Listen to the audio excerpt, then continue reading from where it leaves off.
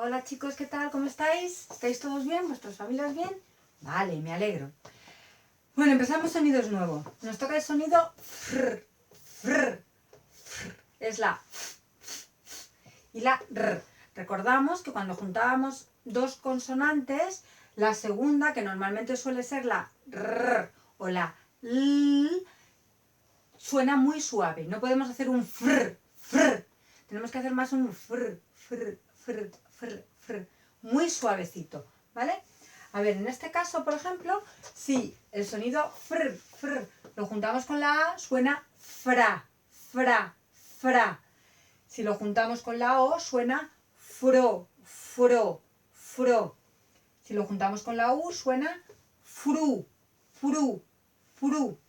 Si lo juntamos con la E, suena fre, fre, fre. Si lo juntamos con la I, suena fri, fri, fri. ¿Vale? Repasamos. Fra, fro, fru, fre, fri.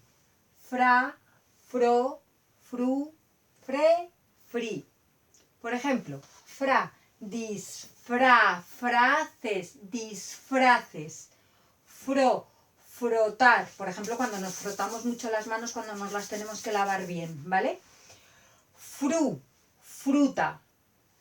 Fre, fresa. Fri, frío. Disfraces, frotar, fruta, fresa, frío.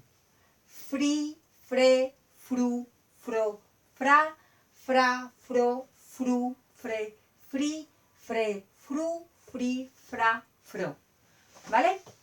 Bueno, que os echo mucho de menos, tengo muchas ganas de veros. ¡Mua! Besitos a todos. ¡Chao!